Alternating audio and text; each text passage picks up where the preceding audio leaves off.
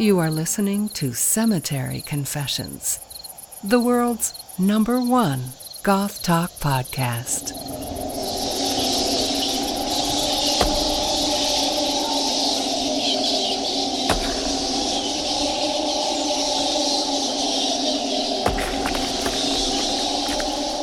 All right, hello and welcome back to Cemetery Confessions. This month, we are revisiting the topic of sexism and industrial music and culture, and I am very honored to have an expert panel of guests sitting in this month. You guys know that Cemetery Confessions itself is specifically about goth, but there's no denying the historical and current propinquity of industrial and goth, both musically and culturally. Goths and industrialists often share experiences and spaces, and so there's a lot of crossover there. So what we're going to be talking about is misogyny and its impact on the music and culture that we love in a world where Donald Trump is president and subcultural music is ever more often taking a stand on ethics and political ideologies and social justice issues. So I feel like a discussion examining the kind of norms of our culture and the ontologies that come along with them is more relevant than ever. As I mentioned, we have with us an expert panel of guests, the first of which is Andy Harriman, author of Somewhere Leather, Somewhere Lace, New York DJ, lecturer, and journalist. Andy, thanks for coming on tonight. Hi, Daniel. Hey, thanks for coming back. We also have Alex Reed, author of Assimilate, A Critical History of Industrial Music, as well as the man behind the post-industrialist band Seeming. I hope you don't mind me labeling it that, but thanks for coming on. Call it whatever you want. Thanks very much, Daniel. Perfect. We also have Alison Fraiser. Is it okay if I use your full name, by the way?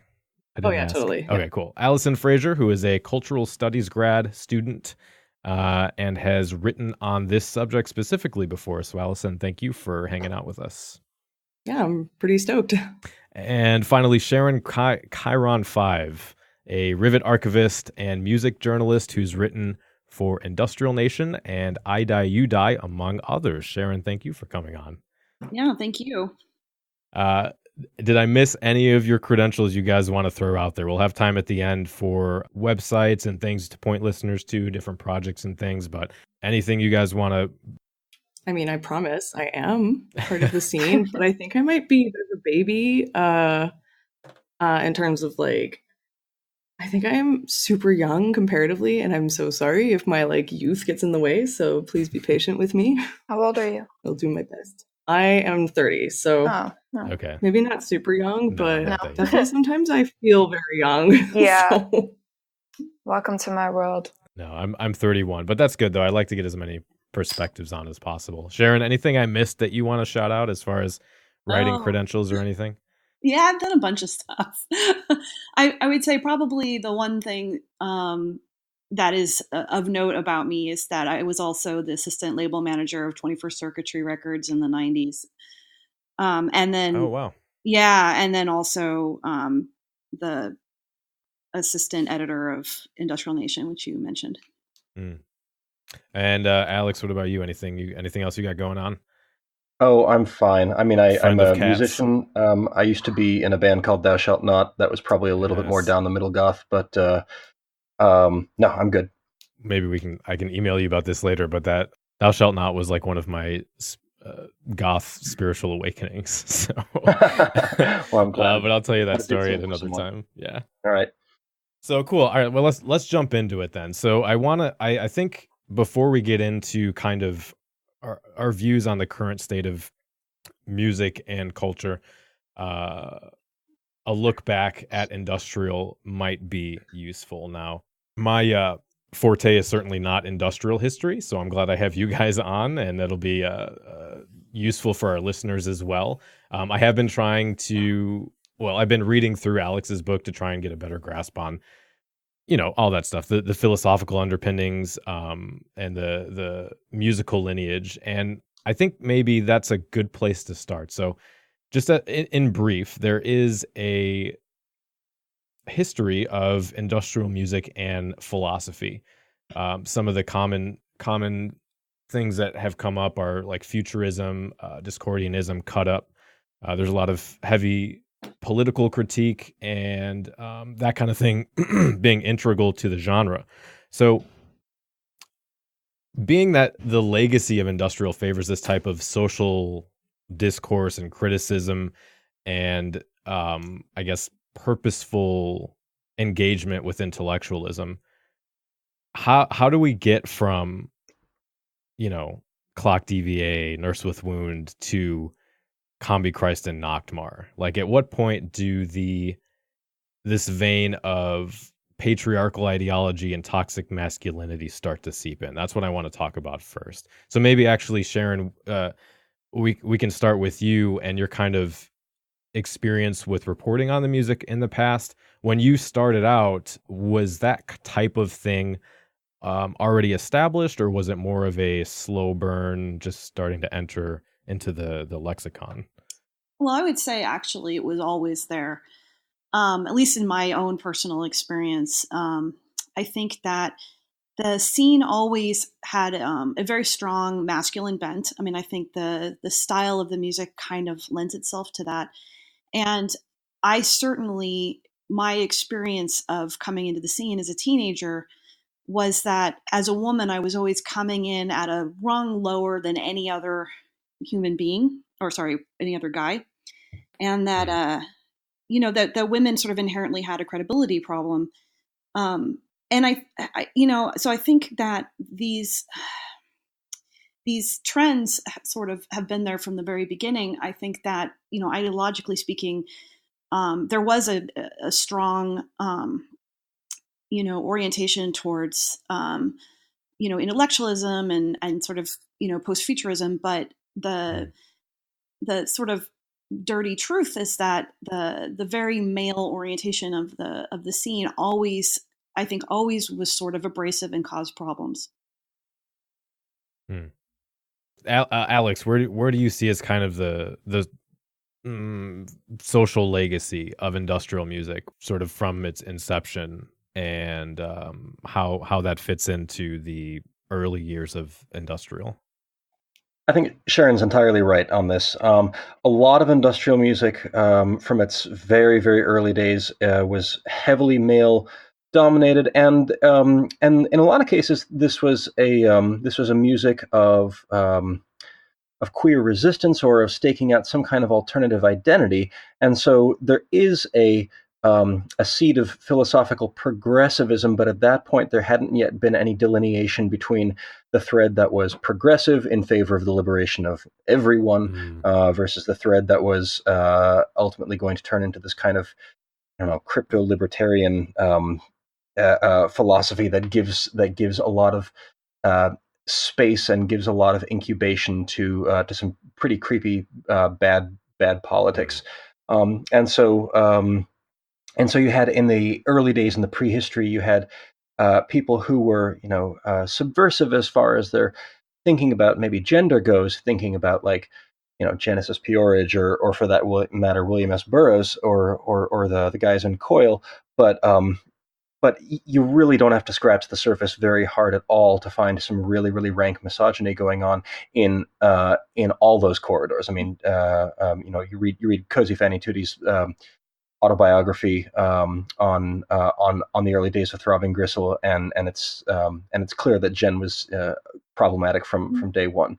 You read about Coil, and they're barely acknowledging the existence of women or of non-white, non-English people, and that's not to say that they aren't just products of their time or that they weren't fighting their own struggles, but there were obviously blind spots always from day one. And as soon as there was any money in the scene, and as soon as there was any interest from outside, and as soon as there was an aesthetic, and this also goes hand in hand with the rise of like dance rhythms in this music, then a lot of these blind spots got amplified. And like I said, they kind of made weird lacunas, weird gaps where bad politics incubated. In many cases subconsciously, and in some cases consciously. I mean, especially if you look at like the power electronics scene, which was, from day one in bed with like white power. Very true.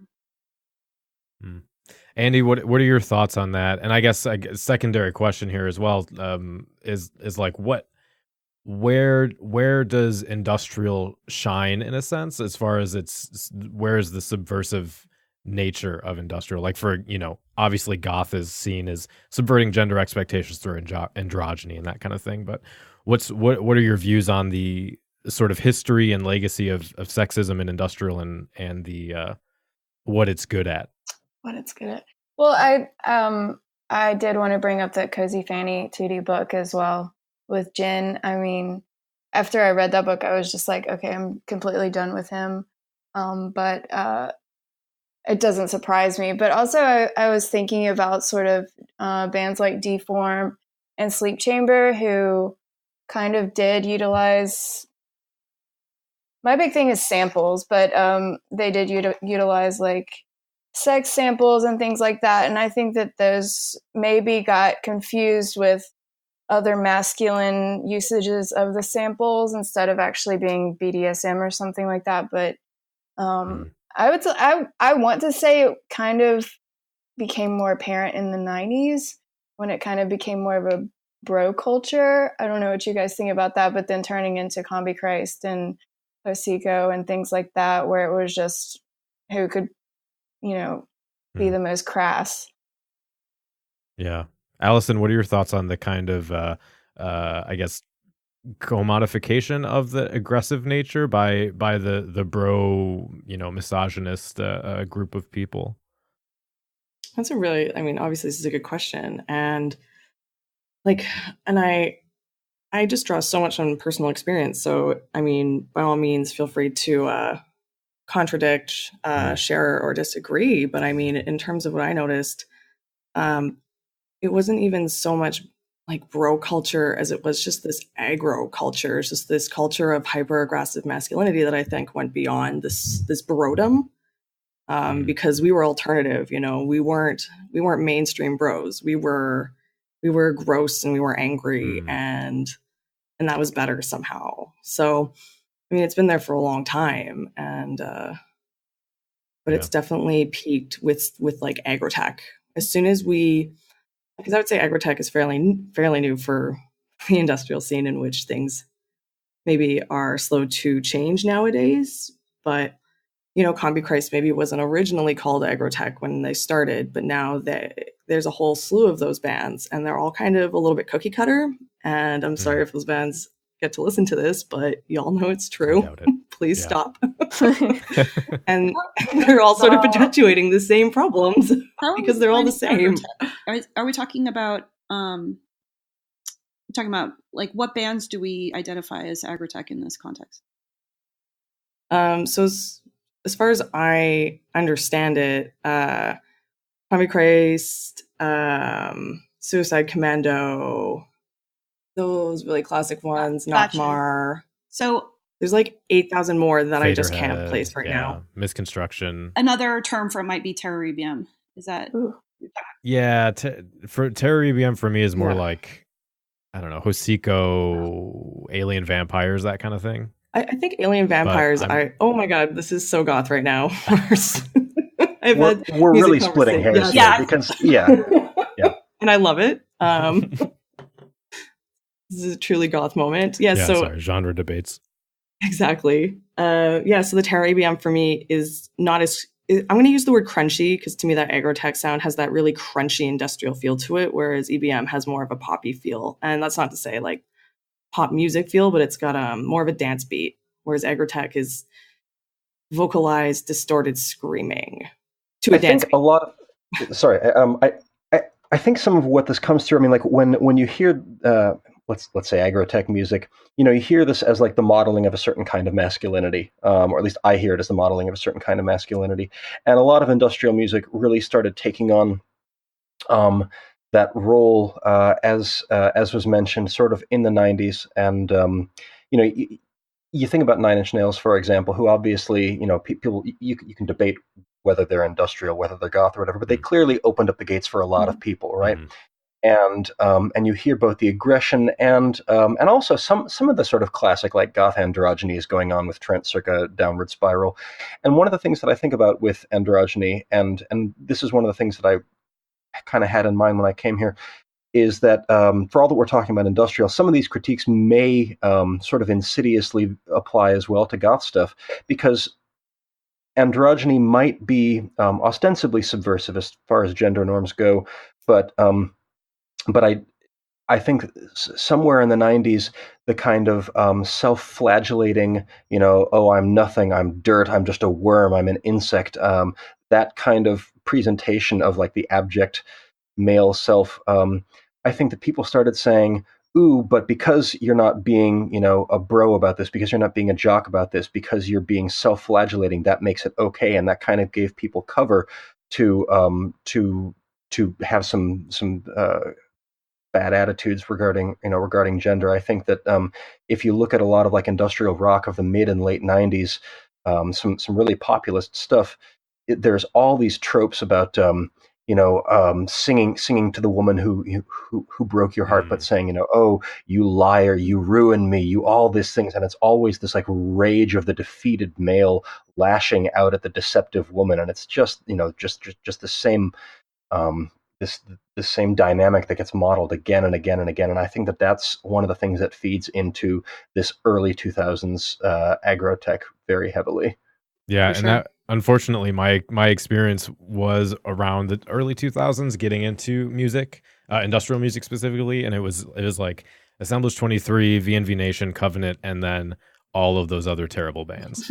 So it was Yeah, it's a little that different. was just kind of my association for a long time. But actually that's part what I want to talk about next is whether or not we've seen whether this has gotten better now. So we had, I think it was 2011, the Adversary Antigen set. I think it was 2011.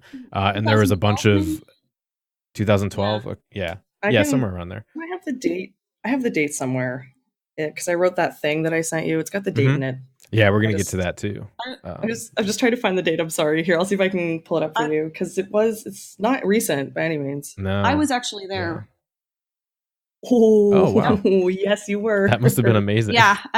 I knew like a ton of people there. It's fucking nuts. Yeah, it was pretty phenomenal. And then for me personally, it was really interesting because about a year prior, Azaloscope and an Adversary had toured the U.S. and they had actually stayed at my house with my ex-husband, and we had actually gotten into a long debate about these exact issues over dinner one night. So it was kind of an interesting. It was both personal and it was deeply personal and deeply cultural at that moment for me.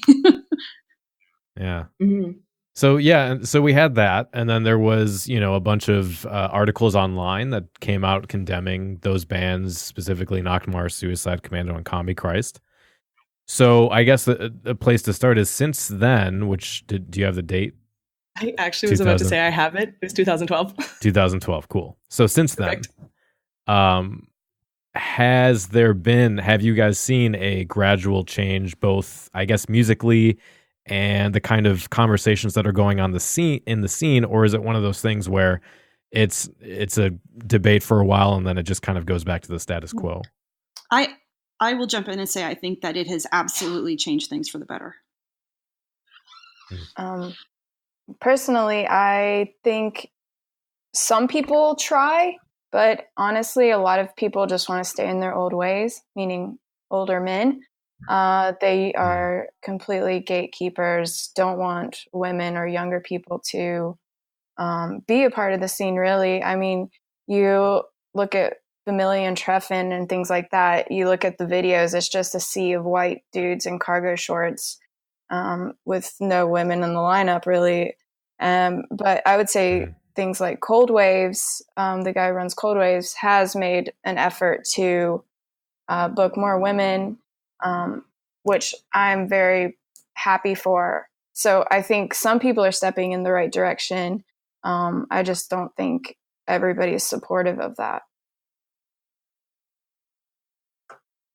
for sure. If I can like just build on that, in Canada specifically, because I was at Kinetic, so I'm not super tied into the Montreal scene, but it was pretty heated for about 2 weeks, and then we've never talked about it again. I actually think I got in touch with one of the bands through like a friend of a friend, just to say, like, years after the fact, just to say how much I appreciated what they did at that Kinetic and how much it stuck with me. And they were like, wow, that's really cool, because it basically died after we did it. So I don't think it died at all. I mean, I think that the thing that it like, we all talk about it, there is a before and after, and that was a line in the sand without question in my mind. That there were certain conversations that just never occurred until that event, and I think that whether or not, it's sort of, evaporated as some people might think, there is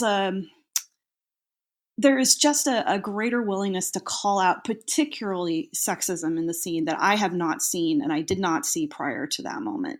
So I really do think that it actually changed things for the better. And Gyrus pops up all the time, to talk about these types of issues. So I think, he very much is continuing to, to be vocal, and keep it sort of alive. I think around the same time that performance happened, I think back 2011, 2012, these were the days when like Witch House was becoming a thing. And in the goth and industrial world, there's been a whole other scene that's been created, a much more fluid scene, a much more racially diverse scene, a much younger scene that has no connection whatsoever to like the cyber goth, future pop, agrotech world. And this all has arisen since 2010, since 2012 or so. And when you look at the success of bands like Youth Code, Boy Harsher, Soap and Skin, Pharmacon, Gazelle Twin, Kanga, these are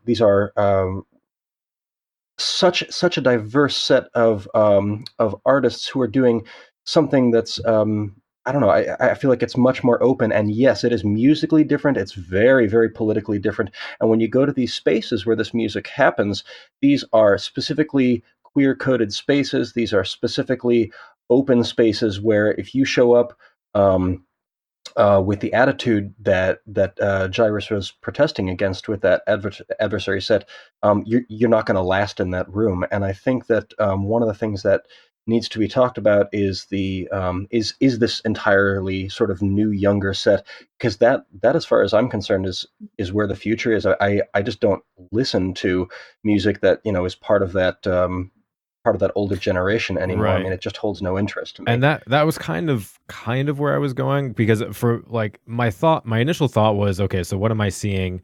And recognizing that I'm kind of out of that scene to a large degree.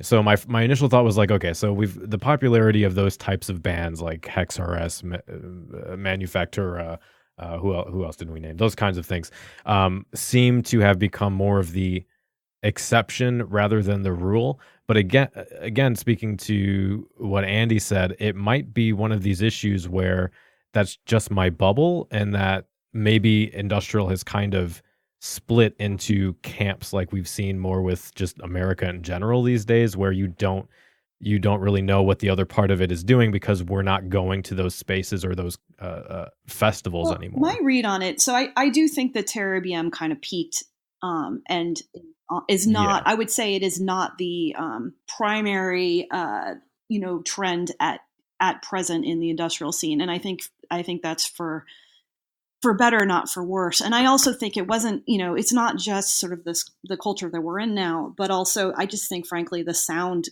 just got a little stale. Like, I think it was noted earlier here. I mean, all these bands just started to sound very, very, very similar.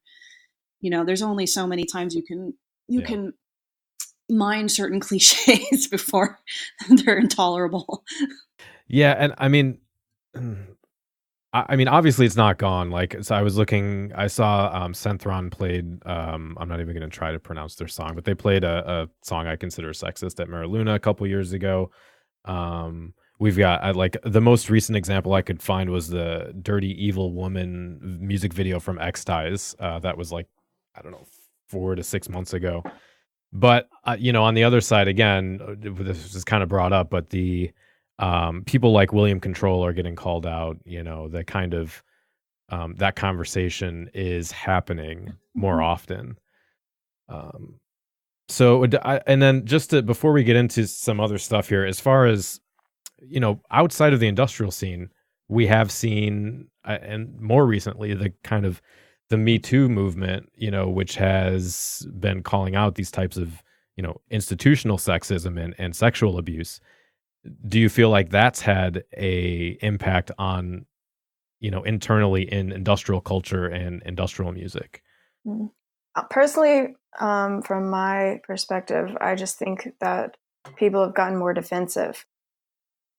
And they just want to argue why they're a decent person rather than really think about things and try to see where maybe they misstepped and how they can improve.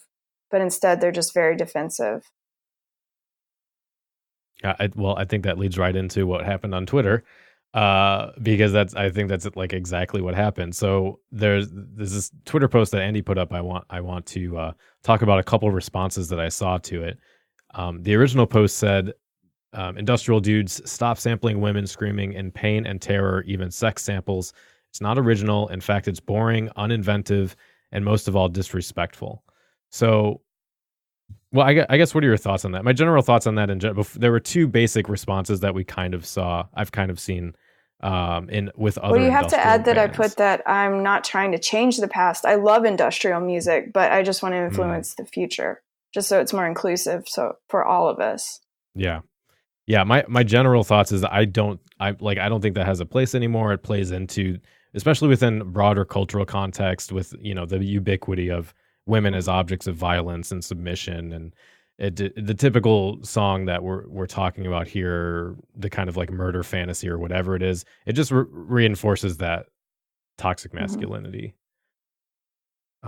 So the first response I'd like to get your reactions to, I have a quote here.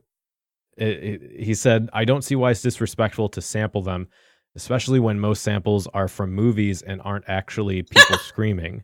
If you want a scream in your song for artistic reasons, then go for it, I guess." Sorry.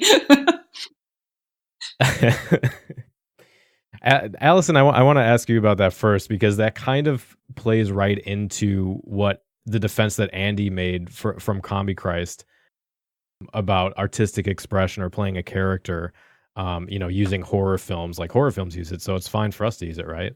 And you kind of talked about that a bit. Oh, for sure. I mean, it's just funny to me. Honestly, like I'm having a good secret chuckle over here. It's like, well, it's not actually a woman screaming. And it's like, but how do you think they made that recording? Like, yeah. At one point a woman had to scream to make that recording. Like, I just don't know what to tell you, bro. Like, calm down, friend. It's just this amazing sort of disassociation. And it's really fun for me because, I don't know, I like to sit back and watch people struggle with these topics when they go, well, that's not an actual woman screaming, it's a recording. And it's like, yes, friend, it's a recording of, like, great mental gymnastics. It's not productive, but I mean, if I don't sit here and take some sort of entertainment about it, I'm going to go home and cry every night. So yeah. I've made my choice.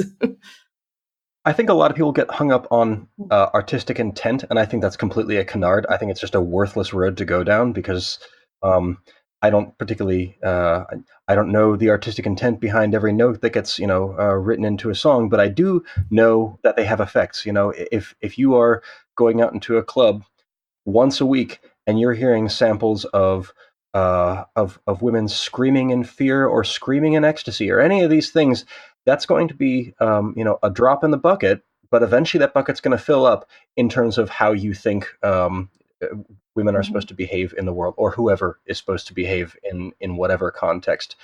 It sometimes doesn't really matter what the artistic intent behind something is. If the effects are going to be negative and aggregate, why do you, the DJ or the person who programs the music on a podcast or a Spotify channel or whatever, why do you have to keep perpetuating that can you not imagine a better world than one in which, women's role is to scream? Well, I mean, and that just sort of plays back into the mental gymnastics. It's just one loop feeding, or one constant feedback loop. It's like the snake eating its own tail in perpetuity.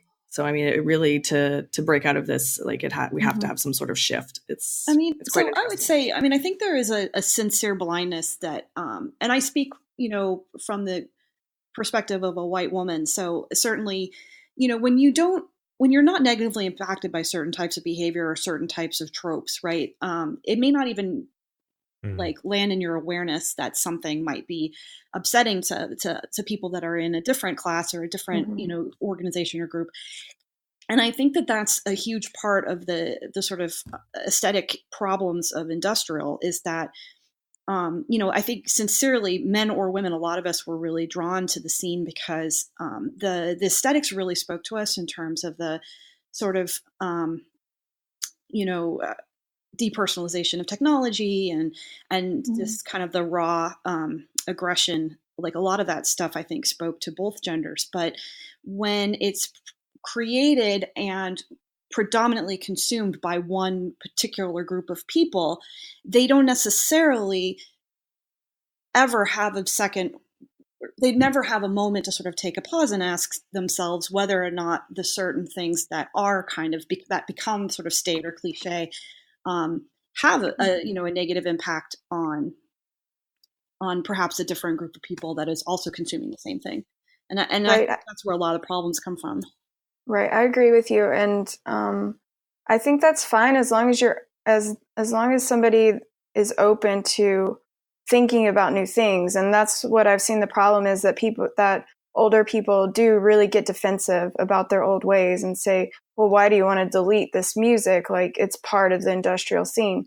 I'm not saying that at all. I'm just saying, hey, open your eyes and realize that maybe this isn't the right time in history to be doing this. And plus it's so overdone and it's just so old now. Well, I mean, to follow on that, like, I am ideologically on a completely different pole than Boyd Rice, as an example.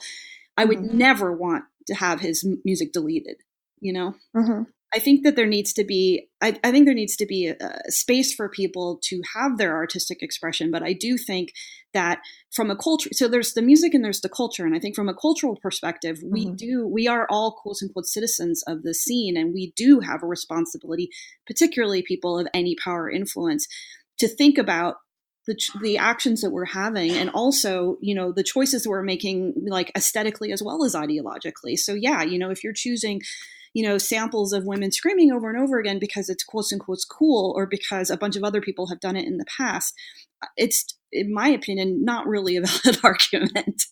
Right. Well, that's a problem that I've had personally is trying to get the older industrial people to understand what I'm saying. I'm not really attacking them. I'm just asking them to be allies. And they think that I hate old industrial music, but that's why I'm in the scene is because of old industrial music. That's what I love, but I want allies in this. And usually the older people either get mad at me or get defensive, or they just completely shut me down, which has happened a lot in New York. It's very lonely. Yeah, that was actually one of the responses was... Sorry, can I just add in really quick? Yeah, I know this is super annoying to interrupt you, but it's not just older people. Like, it's very much people in their 30s. Like, this is multi-generational. And I want that. I would really love that to be acknowledged. Like, it's not just older people. I think a lot of people come to subculture because it's a place that says you are valid and your rage against the forces of the world that tell you to think otherwise is valid and you are right. That can be maybe to some degree empowering when you're saying, geez, maybe capitalism isn't great, or maybe I should question, this authority or that authority. But it sure does a crap job of teaching you empathy. And so one of the things that a lot of these people who get defensive about this, one of the things that they consistently fail to do is to say, okay, why might somebody be upset about this? Can I try to put myself in somebody else's shoes? And for all that we might love goth and industrial music, these are musics whose sort of opening gambit, whose opening thesis statement is to say, no, you don't have to put yourself in the shoes because those shoes are trying to fool you. To mix metaphors. That's a good point, though. I never thought of it like that, but I actually think that really rings true. For me, anyways. Yeah. And Andy, just kind of to, again, like, echo what you said, I feel like, you know, I never have to go to a movie and come out of it and feel like I wasn't represented as a white guy. So I feel like, you know, as white dudes, it's our job to listen to what other people are saying. And when they say that our words or our art are reinforcing harm or perpetuating systems of discrimination, that it's immediately we need to like reevaluate and examine ourselves and just shut up and be like, yeah, okay, I can see that, you know, not jump to, oh, you're definitely wrong. I'm in the right. Like it's. Well, the question is, how do you reach those people? Because I try, and it's very rare if anybody will even listen to me or care. Like that's my problem. And I think also, like, I honestly think you're doing like an angel's job trying to reach people. I've honestly reached the point where I don't try anymore. It's not worth my energy in that regard. Like I put my energy towards other more productive ways to make gender equality, because just that stopped working so long ago. So you are a saint. It's a big question in a lot of different fields, political science and sociology and whatever, is how do you get past someone's reflexive identity protection for a topic that they're definitely wrong on and speak in a way that they can understand you. And that's why it's like that shouldn't even be your job. It should be the job of dudes that are, you know, other guys that are in those situations and calling that stuff out rather than just kind of letting it go, I think is the bigger problem. So, and then the other response I wanted to mention here, and here's a quote. They said, are we still allowed to sample cool, strong women? Sometimes it's not meant to be disrespectful. It is to transport a certain emotion. I agree, over a 4/4 groove, it's stupid, but in a collage meant to be against violence, it's quite a powerful statement. I sampled a dude getting tortured by aliens, and I'm sure in a few years this will be considered offensive as well. Oh, that's such a trap. I've heard that sort of rhetoric 1,000 times. Well, I think if our bar is sampling aliens, I'm pretty sure that boat left the station a long time ago. I don't think the problem is misogyny when it's sampling aliens. Anyway. Well, and that's like the thing. Like, it's an alien. It's is that okay, or is that going to be bad? It's like, dog, you missed the boat. You missed that point. Like, the point is way over here with me, and you're like a fucking kilometer over there with yourself. Well, and also the idea of being offended somehow being the metric of this is complete crap as well.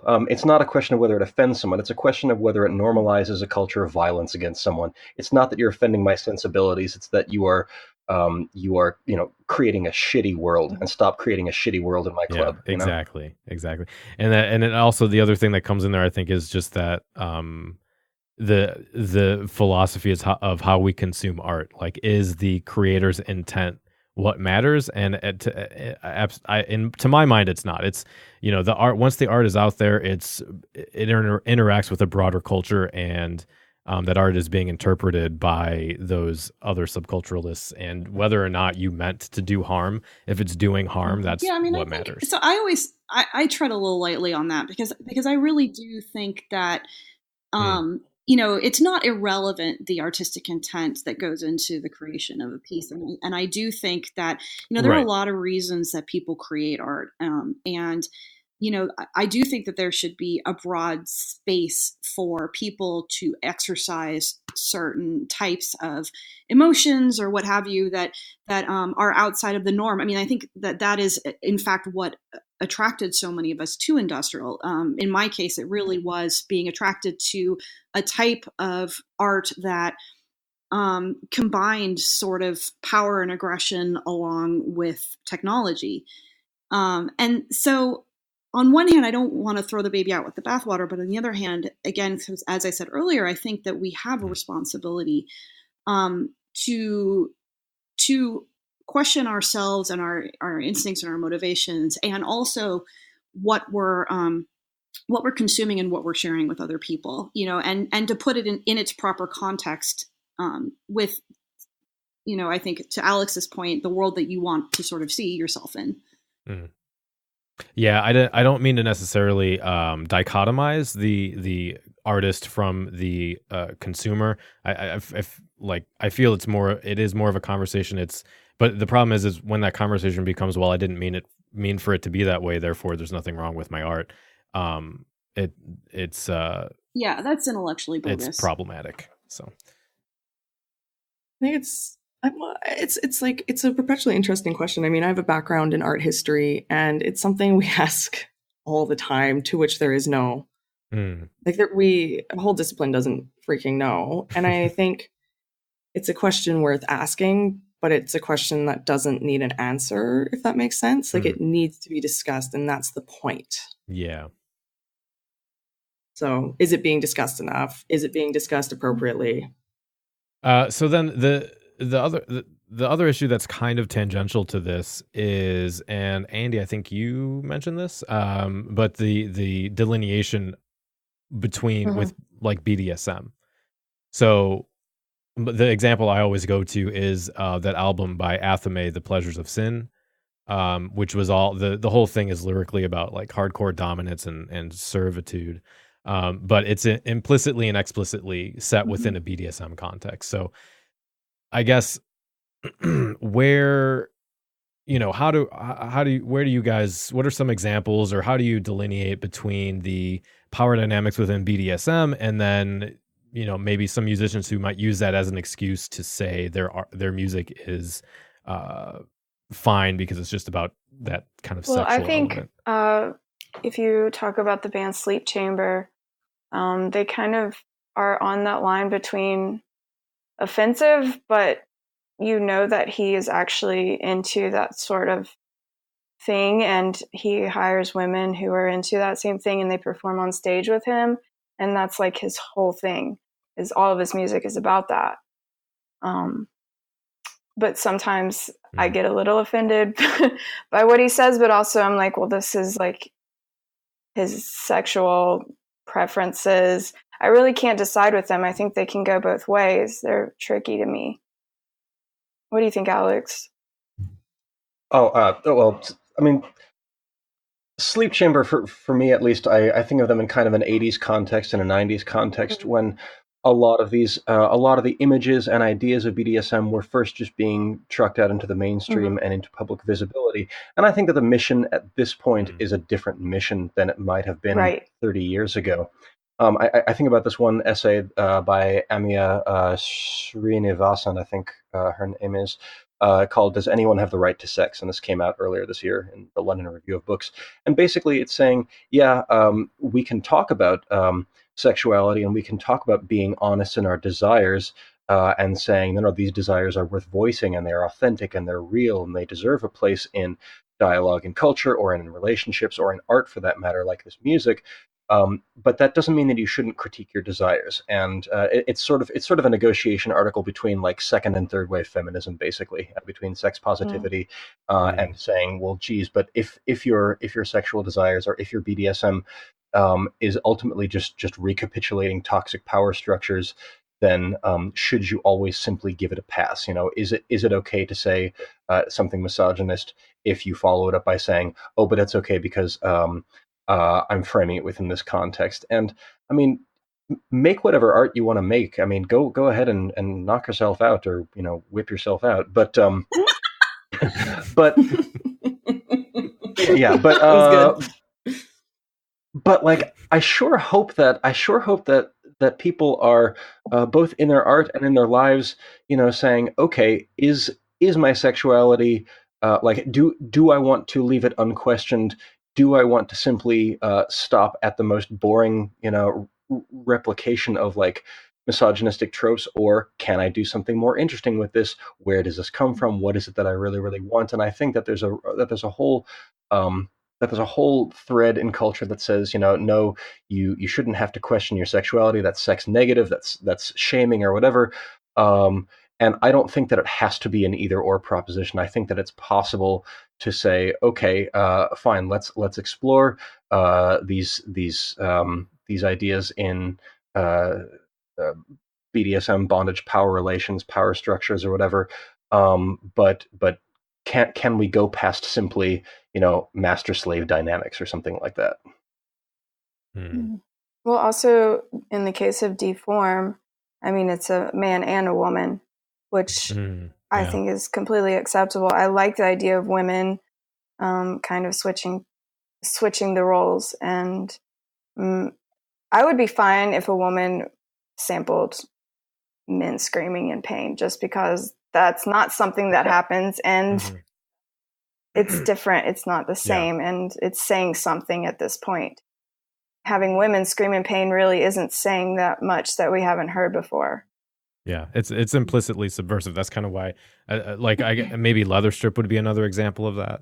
I Die You Die just did an awesome interview with Klaus, and they, he mentions how his record label didn't even tell him that DJs and clubs were sending their promos back and calling him, homophobic slurs, and they didn't want to play that kind of music. And so those kinds of themes are, in that context, countercultural and subversive by nature. So it's not the same thing when you have a system that's set up already to perpetuate women as objects, to be sub to the male gaze or the male power dynamics and that kind of thing. Yeah, it becomes this. I apologize in advance. I love posing questions, and to me, questions don't need answers.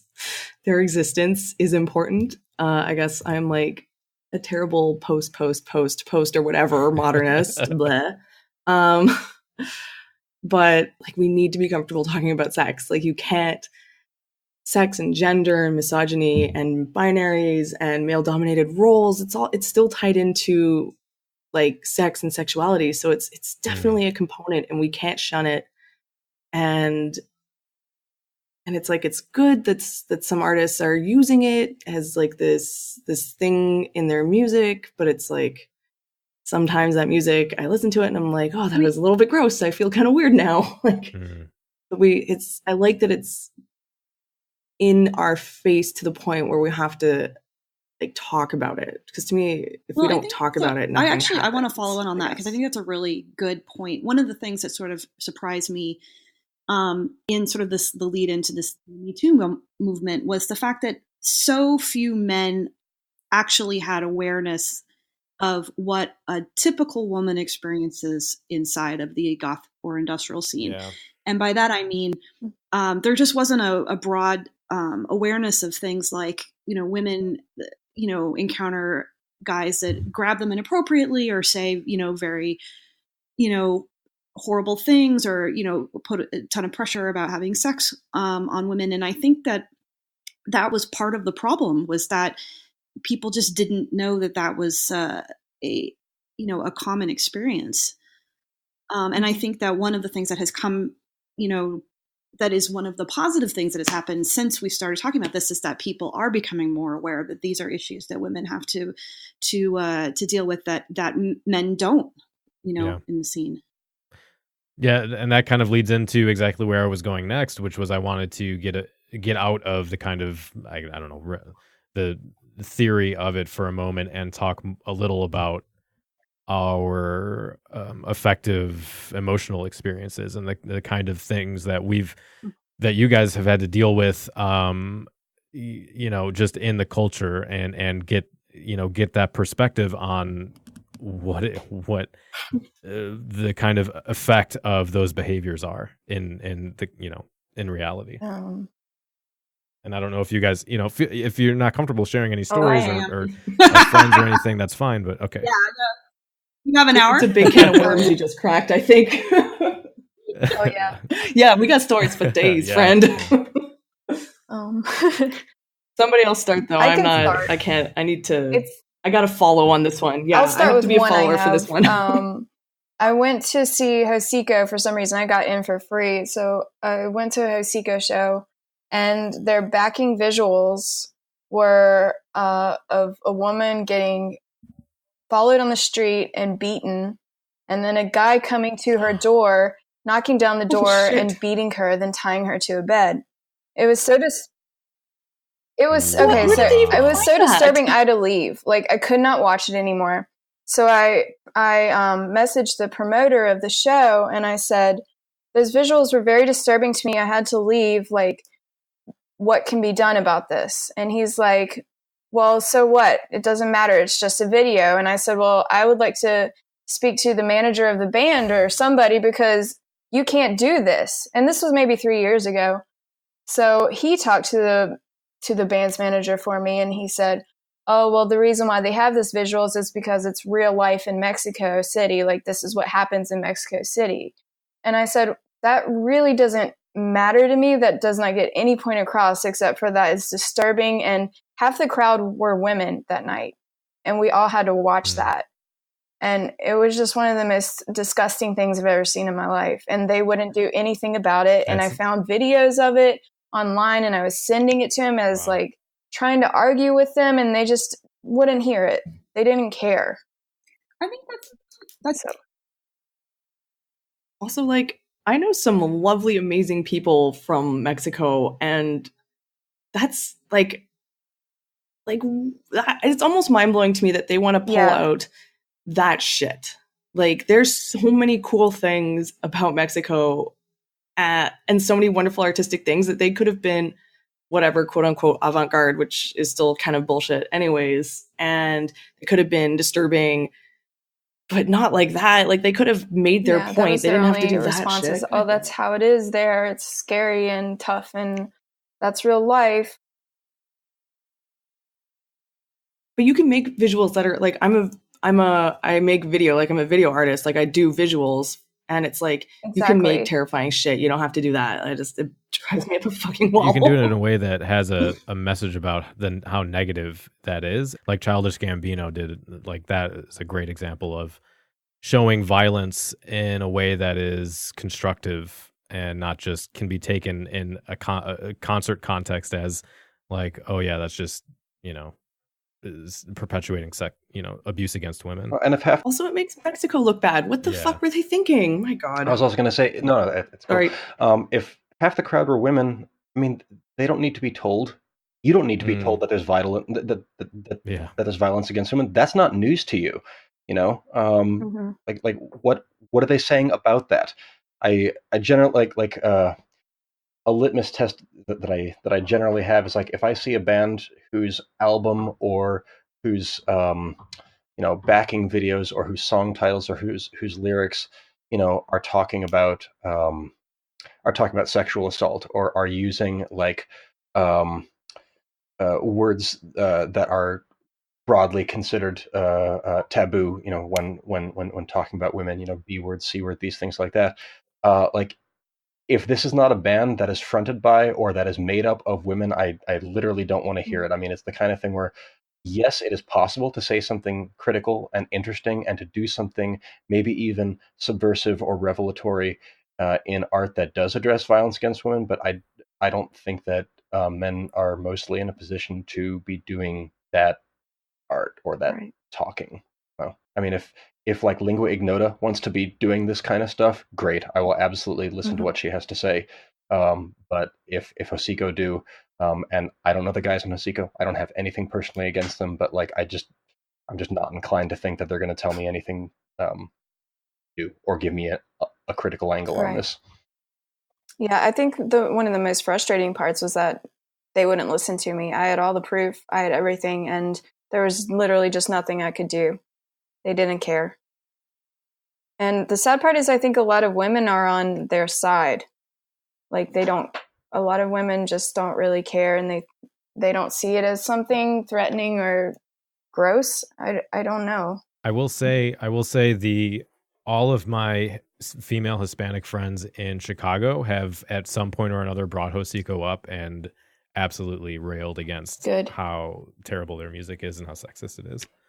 Nice. Well, I've seen maybe here in New York, like with the some of the more cyber goth industrial sort of parties, the women are just clearly objects. Like the dancer, from the dancers to everything, it's just a really gross spectacle, and they only allow like the hot women to dance, and you know what I mean? It's just it's a gross place. And I feel like Hosika kind of falls into that as well. Oh, just women as objects.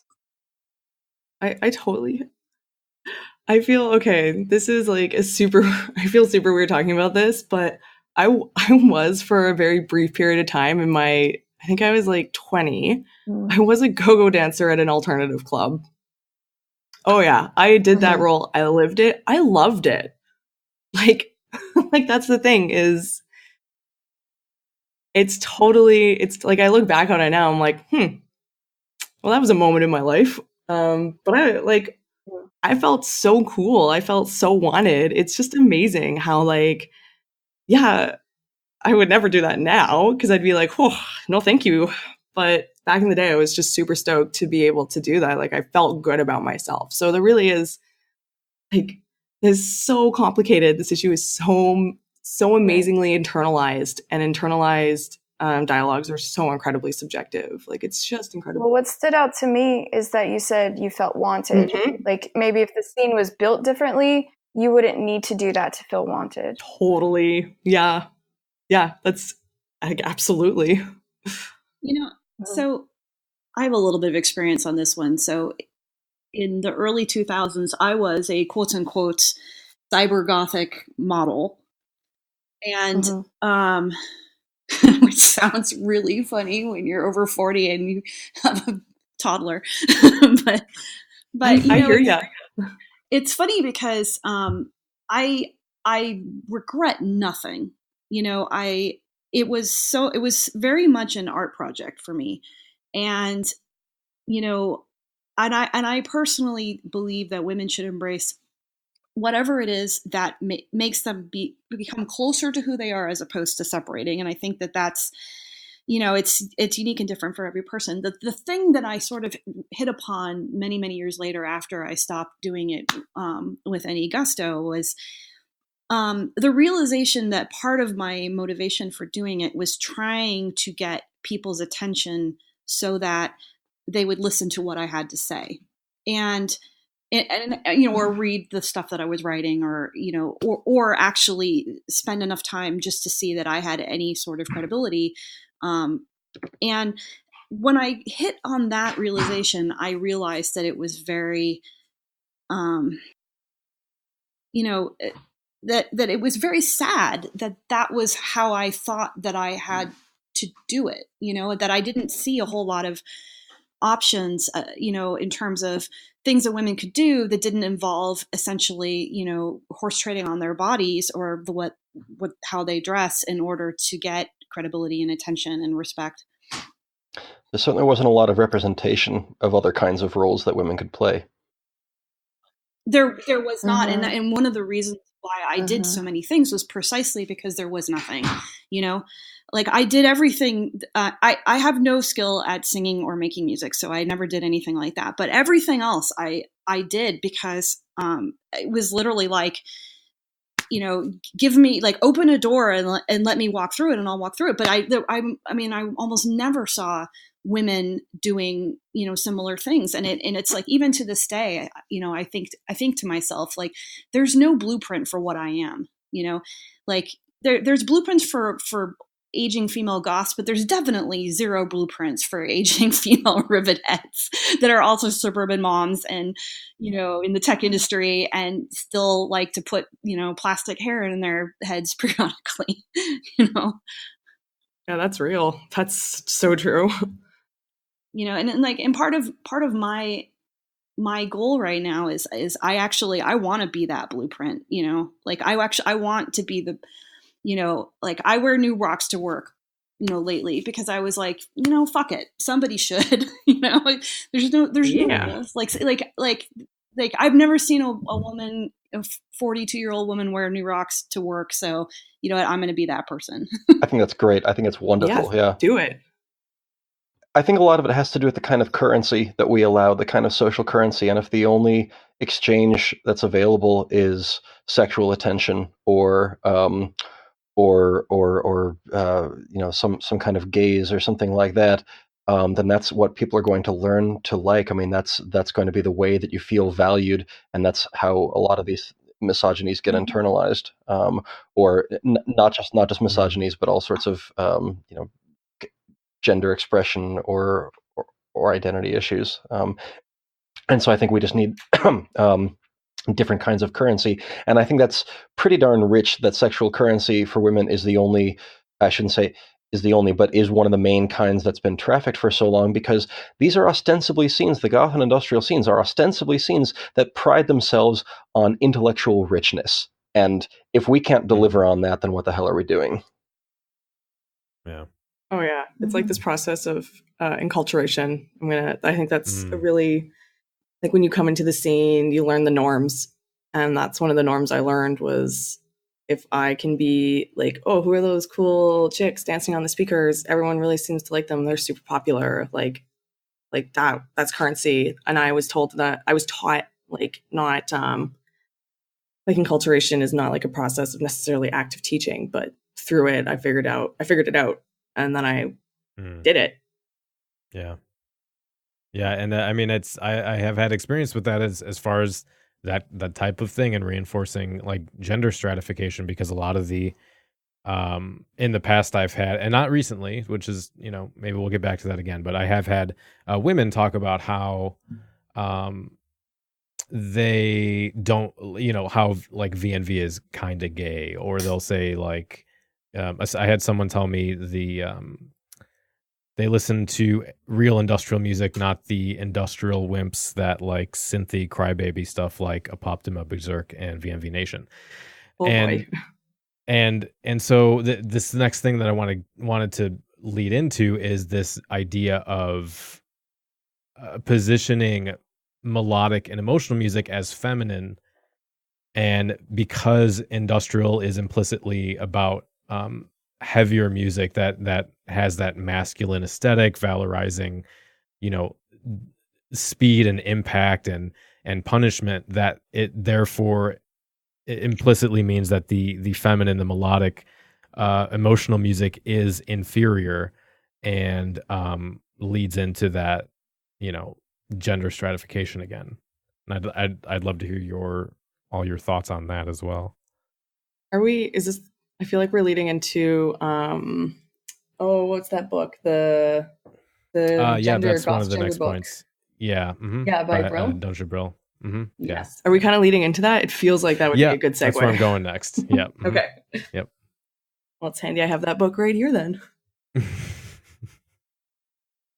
So yeah, I mean, I guess I can just say, so like basically one of the notions in that book is that female fronted acts tend to be relegated to more melodic and poppy sounds, while the harsher, more difficult music is almost always men. So then she argues that that reinforces this kind of false masculine feminine dichotomy, and plays into the notion that because industrial is made to be an assault that is endured and that's considered traditionally masculine, that is therefore better than what gets relegated to feminine music, which is not the like valor, war, bondage and violence kind of music. And like, maybe correct me if I interpreted that book wrong. But after getting through it and digesting it, it sort of feels like in the very end, it's just like goths do gender, and it's up to each individual goth to subvert or normal or conform to gender, but we don't do it normally. Like, did anyone else sort of sorry, not to assume that everyone has read that book, because by all means we all got lives to lead that don't necessarily involve reading books, but for me it was just like I really want to build on that idea that, again, if you label yourself alternative, you actually get away with a lot of normalizing. Like you just get away with normalized shit under this beautiful packaging of alternativeness. And it's like, that's what I feel like her whole book came to in the end.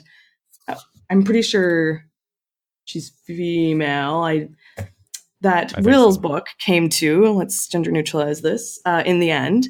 And I appreciate all the work, but that was such a cop-out at the end. Like, what was the point? What's the point of what we do? I mean, to be fair, it's Brill is a sociologist, and the idea is to document rather than to opine. But I agree, and this, I mean, if you've read if you've read Carol Siegel's book Goth's Dark Empire, or if you've read Paul Hodkinson's book, you know, they're all talking about a lot of the sort of gender subversion that goth does. But I agree completely that.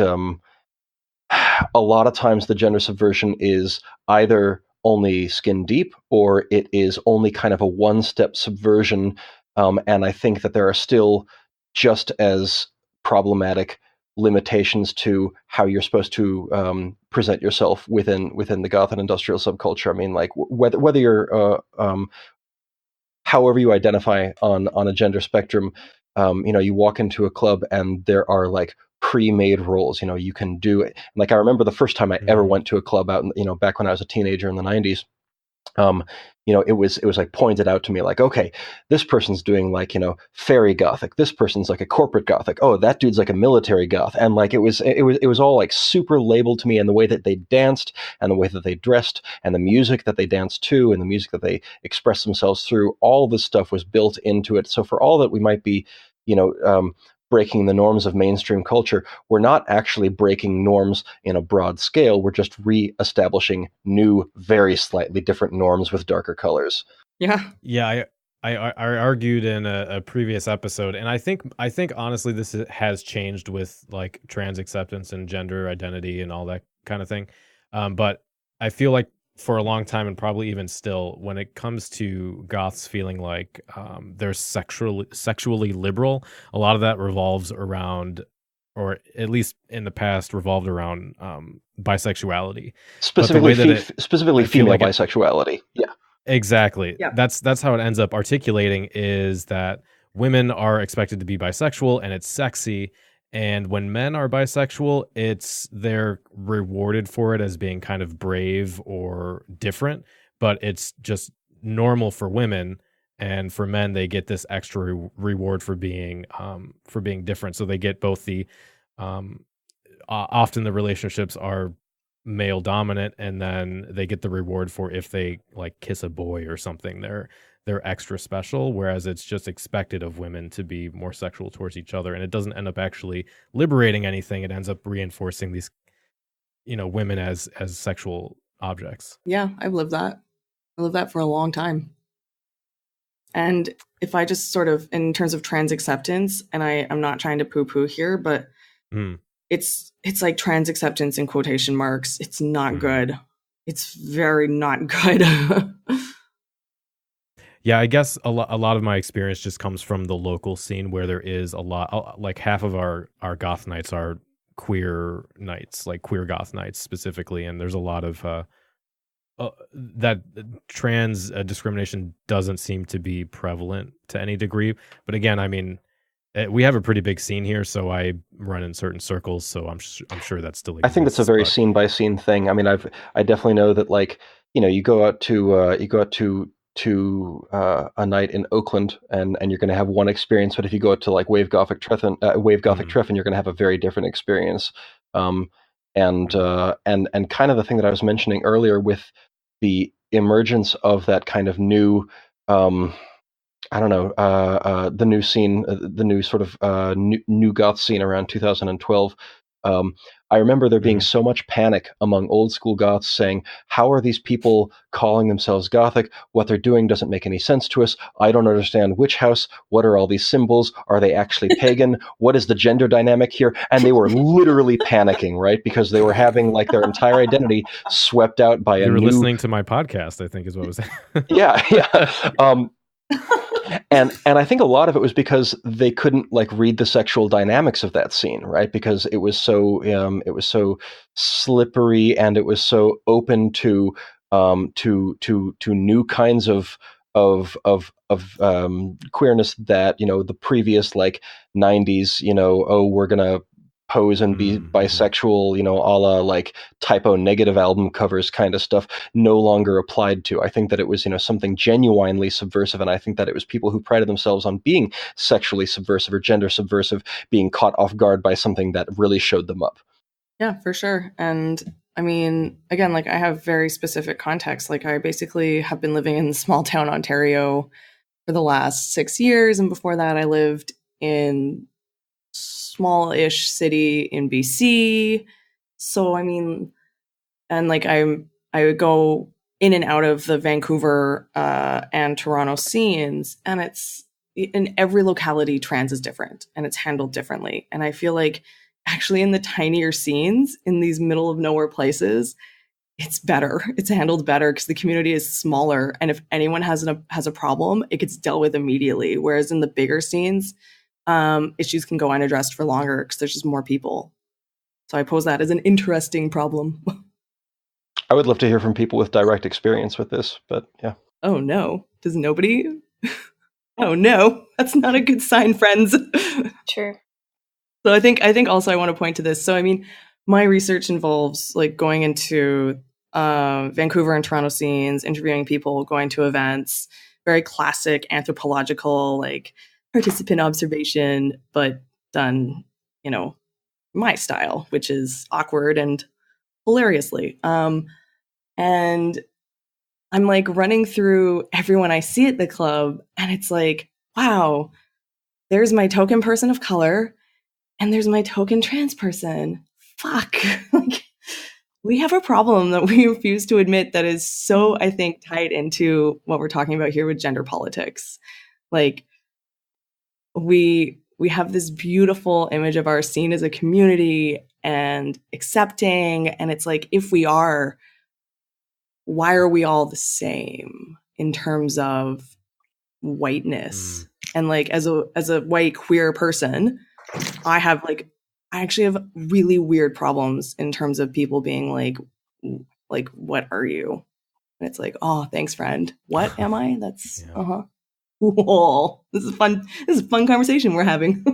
That has been a recurring theme in the last few episodes, is that still today the majority of models and club flyers and that kind of thing are thin white people, and the representation beyond that is like very, very small.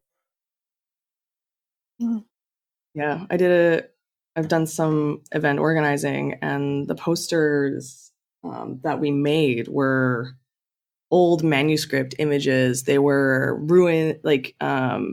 Norse ruins. Ruins. Oh boy. I guess they could have been ruins. I don't know. I'm tired. And so it was just the posters themselves had no figural representations, or if they had figural representations, they were clearly from like medieval manuscripts. Like, it was just such a break away from everything else that we'd been seeing, and we were super proud of them. And I know the event didn't last very long, but it was just very rewarding to try and do something. Yeah, and it still persists. Like even in with live shows, not even just talking about the lyrical content or the culture itself. You've still got Blue Dangle, for example. They largely utilize women as sexual objects, and they're either subjected to Chris or just to be sexual towards each other. And actually, Andy, similar to a story to that Hosiko show, I don't remember, maybe this was 5 years ago, I went to Icon of Coil and Caustic show, and I don't know who was doing this because it was playing in between sets, but they had it's basically like a quick cut collage of videos, but it was interspersed with either like really violent gore from movies, and then the other clips were just extreme porn where women were the folk, just being violently treated. And I don't know if that was put up by the venue or the band, but again, there was no real content or context. It was just supposed to shock, but it just ends up perpetuating these. Sorry. Oh, that's right. And I think maybe Dungeon Brill brings this up. I don't remember, but the idea that like the use of pornography and gore is pretty commonplace, and it can't really do much from a countercultural or deviant perspective, and just ends up like reinforcing the women as property for the male gaze mentality. Mm-hmm. So I was gonna wrap up here. That's about an hour, which is good. Are there any other issues that you guys want to bring up, talk about, discuss? I don't want to miss anything. I just I mean, pardon my being like a bummer, I suppose, but I'm just like super into this idea of listening to when things have gone awry. So I guess also admitting when things have gone awry, and, you know, just questioning. Like, if you don't question, how are you going to come to any sort of conclusion? And so many people are just so against even that process. Like I've asked people, like, well, why do you like Combi Christ? Like, why is that even still a thing for you? What's just why? And then they can't grapple with that. And to me, that's like, I just wish that wasn't as complicated or as emotionally heavy as it appears to be. So Well, where I'm at. Well, I think to add on to that is, I have an issue with people that keep booking rapists and abusers and apologists. Like, they don't want to talk about it, so they just ignore it, you know, and that's the promoter's problem. But they don't want to address it, and people still listen to their music, and I think it's a big issue. It's just something that people like to not talk about and ignore. Yeah, we gotta say words, even if those words hurt or people are mad. If we're not saying words, then we're failing. And if we just, people love to tell me how amazing the goth scene is and how it's a community. And I'm a little bit skeptical these days. Like, I have amazing people that I love and cherish, but you know, as a community, we can't handle this at all. Mm-hmm. That's my opinion on it. And like, I read that Twitter feed, and it was like, yeah, as a community, we just can't do this. We just have so many dumb roadblocks. And it's like, even if you're mad, I don't care if you're mad. If you're not talking about it, we're not making progress. I will say there are most of the nights in Chicago have lists of people who are banned and not allowed, and whether they're musicians or just people in the scene, for those very reasons. But again, we still have this issue of these cultural power structures where you've got musicians that are well liked and they have the cultural capital to just kind of get away with stuff, and people that are in the scene are afraid to call them out because they're going to lose social capital and you know, be punished for, you know, saying this person is abusive, which is a serious problem. Well, yeah. And for a woman to come out and say that is, you know, if a woman says this guy is an abuser, you know, she could potentially just be cast out of the scene. I've seen that happen. Or there's potential that she could lose her career if she's a musician. Like, there's no room, there's no support system for that. And it happens all the time. And I honestly would like to take it one step further and to say that, like, myself, like, even tonight, like, Andy, you led and I followed, but I'm in this midst of like a queer trans identity. So I don't want to start this conversation. Mm-hmm. Like, I want to follow, because as in this position, I have even less cultural capital. It's great. Mm-hmm. Which is discussed. Goth to me should be antithesis to what goth culture should be. And when that's happening, it's just it's disgusting to me. I don't think there's any space for it. I agree with you. Why I never leave my house. Also dissertations, but that too. Yeah.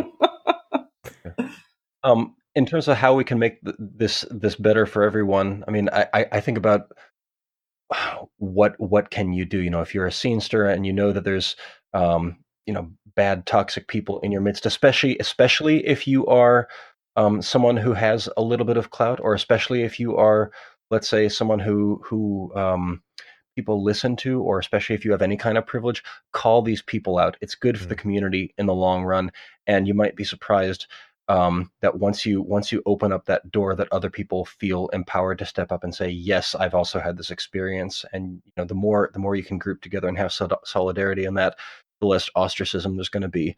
If you're a DJ or a musician or a promoter, do better. You're making a world, and you can make a good one. If you're anybody else, look at your own weaknesses and your own blind spots and listen. And when you find yourself getting knee-jerk in your reaction, that's exactly when you should probably shut up, and really question. And once you've moved past that, admit, apologize, and to use like an industrial metaphor that I know that Henry Rollins likes to use a lot, upgrade yourself. There's a cyberpunk idea, Nice. always be upgrading. Don't be obsolete technology.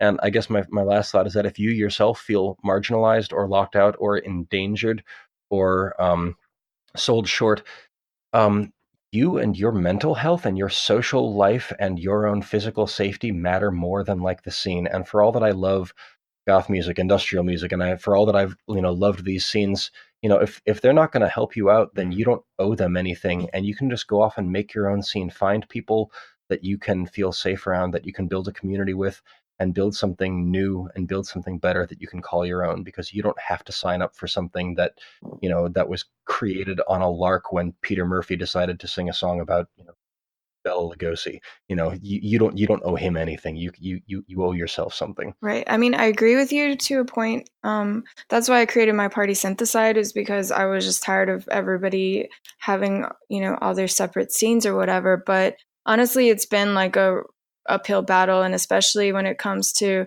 women telling me about abusers and about all these things, it's hard for me to be a singular person as a promoter and stand up, because then they'll just get booked other places, or they're allowed at other places. Like, it's hard to find other allies that will ban these people, because generally people don't care. Other promoters don't care, and I can't manage to make them care.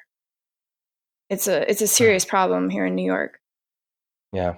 I wish it was that easy. I mean, it's not. And I know women that are afraid to come out and say things because they've tried to, and other promoters just say, where's the proof? I need proof.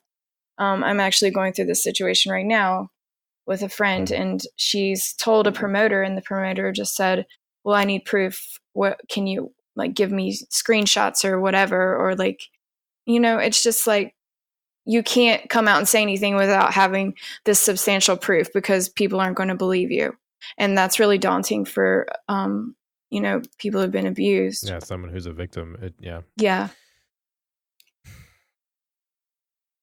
I deal with this on, I have so many women that just private message me and tell me all these things, and it's so heartbreaking every day. And I just feel overwhelmed, but I don't know what else to do but just be on their side, even if it's just me. Well, I sure hope some of those promoters are listening. You know what? Don't ever downplay just you. Seriously.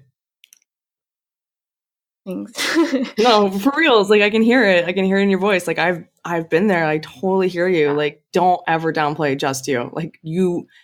That's incredible. You are doing so good. You are doing a good job. Don't give up. I just don't feel like anybody else is really trying, and I wish there were more of us. It's true. And I'm so sorry I don't leave the house. I don't use Twitter. I don't have that. I don't have that publicness. But even every tiny little thing you do is something that got done. Something that got done. Right? Don't lose that hope. Don't lose that hope. There's,